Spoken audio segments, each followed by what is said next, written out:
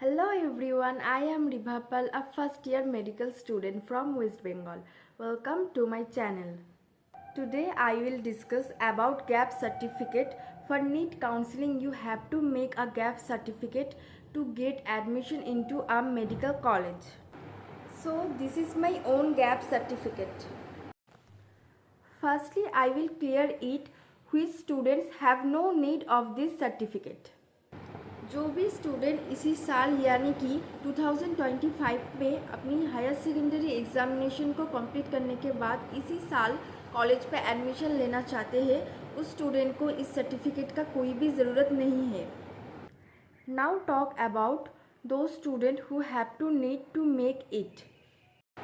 कोई भी स्टूडेंट समझ लो 1 साल 2 साल या फिर उससे भी ज़्यादा टाइम पहले अपना एचएस कंप्लीट कर बैठा है, फिर वो अपने घर पे नीट का प्रिपरेशन कर रहा था, सो वो एक ड्रॉपर स्टूडेंट हो गया, तो उसके लिए आपको गैप सर्टिफिकेट लाना पड़ेगा कोर्ट से जाके।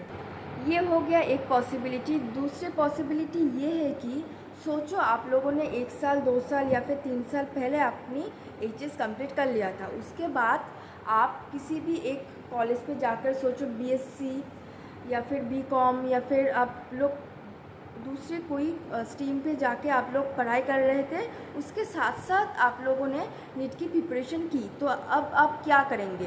तो उसके लिए भी आपको गैप सर्टिफिकेट लेना पड़ेगा। तो उसके लिए क्या करना पड़ेगा?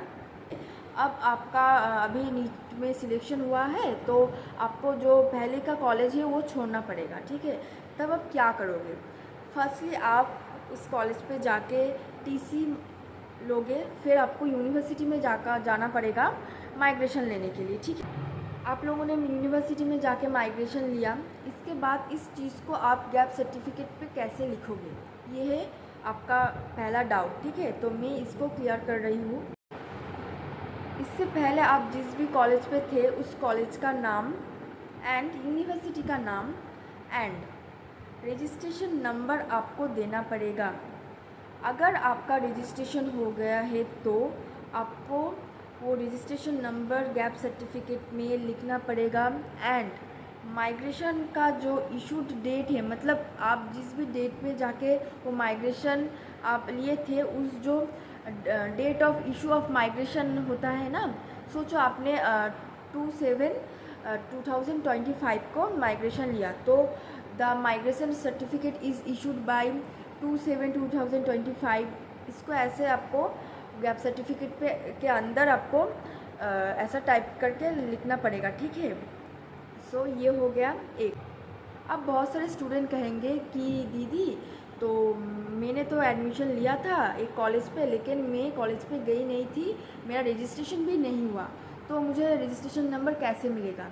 सो उसके लिए मैं आपको कह दूँ कि अगर आप लोगों ने किसी भी कॉलेज पे एडमिशन लिया है तो सिर्फ उस कॉलेज का एंड यूनिवर्सिटी का नाम आपको लिखना पड़ेगा। आपको रजिस्ट्रेशन नंबर या फिर माइग्रेशन सर्टिफिकेट का डेट लिखने का कोई भी ज़रूरत नहीं है, ठीक है। तो ये हो गया। और एक चीज़, from the starting of the video मैंने क्या क्या चीज़ बोला मैं एक बार रैप अप कर देती हूँ।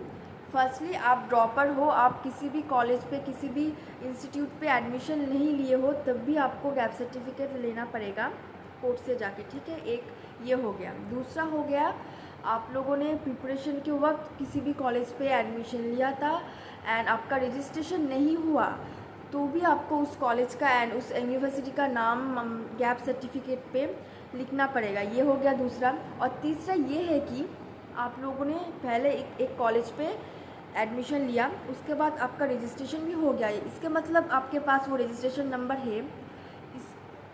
For that you have to go to your university to collect the migration certificate.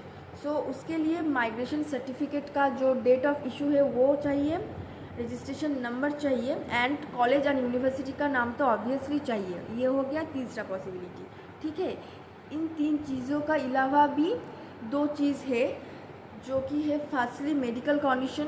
सोचो कि आप लोगों ने पिछले साल 2024 में आपने सोच लो कि एचएस कंप्लीट किया था, फिर आपका कोई भी मेडिकल इशू आ गया, ठीक है। सोचो आपका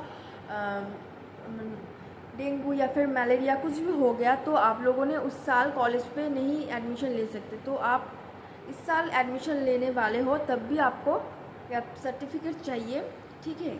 और दूसरा और एक चीज़ है जो है फाइनेंशियल कंडीशन। सो फैमिली का फाइनेंशियल इशू के वजह से आप लोगों ने कॉलेज पे एडमिशन नहीं लिए थे, सो इस साल आप लोग एडमिशन लेने वाले हो, ठीक है। तो उसके लिए भी आपको गैप सर्टिफिकेट लगेगा, ठीक है। अब आती हो कि इस गैप सर्टिफिकेट को बनाने के लिए आपको कहाँ पे जाना पड़ेगा या फिर इस सर्टिफिकेट के अंदर आपको क्या लिखना पड़ेगा।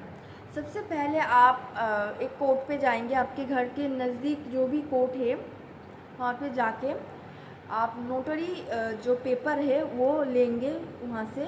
फिर आप लोगों ने जाके जो टाइपराइटर है वहाँ से जाके आप सब कुछ आपका डिटेल्स वहाँ पर टाइप कर सकते हो, ठीक है। आपको शायद 300, 400 या फिर 500 रुपीज़ वहाँ पे चार्ज करेंगे वो लोग, तो आपका काम बन जाएगा। तो उसके लिए आपको कोर्ट में क्या क्या लेना पड़ेगा, मतलब कोर्ट में आप जाओगे तो क्या क्या आपको चाहिए वहाँ पे। तो एक आइडेंटिटी प्रूफ जो आपका वोटर कार्ड हो सकता है, आपका आधार कार्ड हो सकता है, उसका एक कॉपी जेरॉक्स लेकर जाना। एंड आपका जो नीट का जो रजिस्ट्रेशन फॉर्म या फिर नीट का जो एडमिट कार्ड, उसका जेरॉक्स 1 कॉपी आप लेकर जा सकते हो, ठीक है। तो वहाँ पे जाके आप बोलोगे तो वो लोग आपका काम कर देंगे, ठीक है। आप जब वहाँ पे जाएंगे आपसे पूछेगा कि आपको कैसा स्टैम्प पेपर चाहिए, तो आप ज़रूर कहना कि आपको 100 रुपीज़ का ही स्टैम्प पेपर चाहिए, क्योंकि वही एप्लीकेबल है नीट काउंसलिंग के लिए। सो आप लोगों का जो गैप पीरियड है, समझ लो कि आप लोगों ने 2023 को अपने एचएस कंप्लीट किया था और आप लोग 2025 में जाके कॉलेज पे एडमिशन लेने वाले हो। तो आप लोग यही लिखोगे कि my gap period is 2023 to 2025। So ऐसे आप लिख सकते हो वहाँ पे जाके, ठीक है। So that's all about today. I hope these informations may help you. Stay tuned with my channel. Goodbye.